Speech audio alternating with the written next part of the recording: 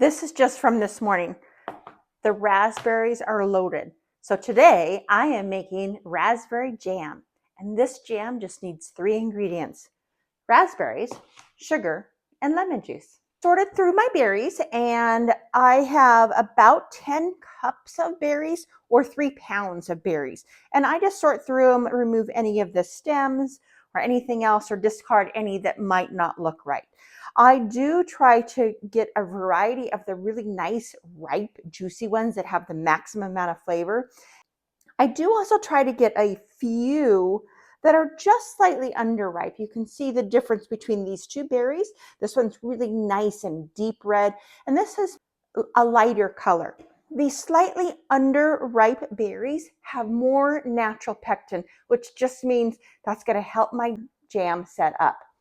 For making this jam, you want to use a very large, heavy-duty pot. I like to have a thick bottom on here, and that really helps distribute the heat and make certain that your jam isn't going to burn easily. So we're just going to dump our berries right in. For this, I'm going to add 4 cups of sugar. And we're going to add a 1/4 cup of lemon juice. All right, you can see that our jam has come to a boil, and there are some berries that are still whole in here, but don't worry about that. They're going to break down as this cooks. A few things to show you about how we test jam. It's really great to see it at the very beginning and then at the gel stage. So the first is the spoon test, or the sheeting test. And you stick a spoon in and you just see how the liquid pours off the spoon. Right now, very thin, very watery. You can see it just comes right off, just like water. It doesn't really stick to the spoon. There's no stickiness at all on there. The second method I like to use is called the plate test, and you literally place a little bit of the jam on a plate, usually a refrigerated plate, and then you just let that set for a minute, and then you tilt the plate. Right now, it's very runny. I don't want my jam to burn at all. Now, I have my heat over a medium heat. Yours may need to be a little bit higher or a little bit lower. You want it to, once it reaches this boil, you want it to maintain the boil, but we don't want it to burn. This jam has been boiling for about 7 minutes. You can see that the foam has really settled down. Some people skim off the foam. I just don't worry about it. You can skim it off if you want to and just discard. I just stir it in and it seems to disappear. So let's just see how our jam is looking. To me, it's starting to look a little bit thicker on the spoon, but very liquidy still. And for the plate test,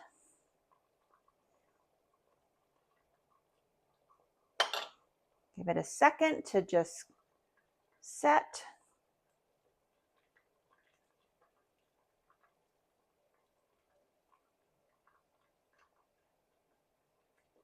Still very runny, but you can see that it is starting to set up just a little bit. We're not there yet. It has been about 25 minutes since this jam came to a boil. The only thing about making a jam without commercial pectin is it takes a lot longer to cook. So let's do our test here. What we're looking at is at the end of how this jam is sliding off the spoon.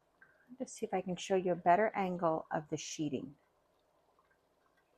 I've had this plate in the refrigerator. Put a little dollop on here. Let it set for a minute.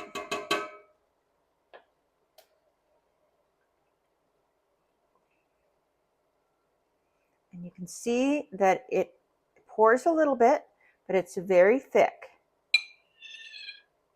Our jam is done.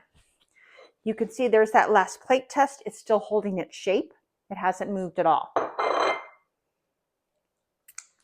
If I was going to use this jam for freezer jam, I would Place it in freezer safe containers, let it cool, put the lid on, and then put it in a deep freeze. I'm going to be canning, so I have my canning jars. These are already washed. I do not need to sterilize the jars because I'm going to be processing them for longer than 10 minutes. Anything less than 10 minutes, you need to sterilize your jars with boiling water.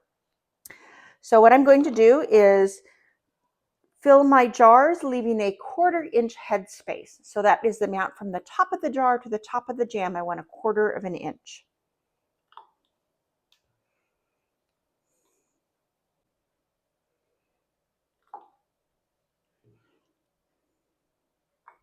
I was able to fill 6 half-pint jars.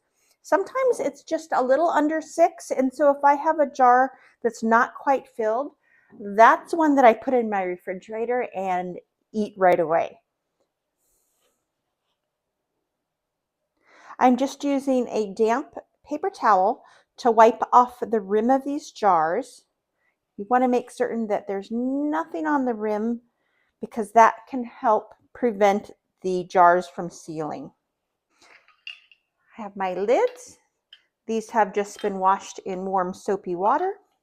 And then my rings go on. And I just want to finger tighten these jars, these lids, these rings. I don't want to over tighten them. Just go until they're tight.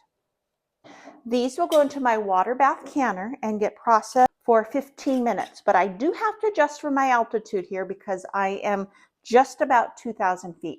I have everything you need to know about making this jam using a water bath canner and how to can the jam, including the adjustments you need to make for your elevations.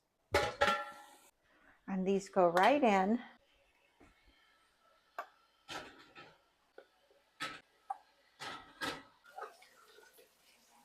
Bring this back to a boil. This has come to a full rolling boil, so I can start my time now. I need to leave the lid on and keep it at a full rolling boil the entire time.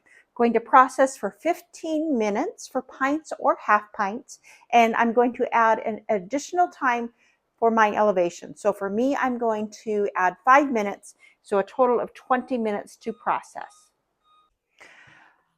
My processing time is done, and I turned off the heat and let this sit with a lid on for 5 minutes.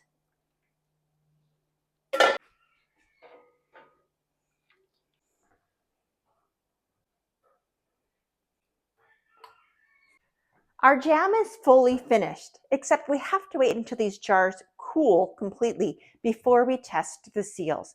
We don't want to push down in the center or tighten the rings at all. Just let them sit here.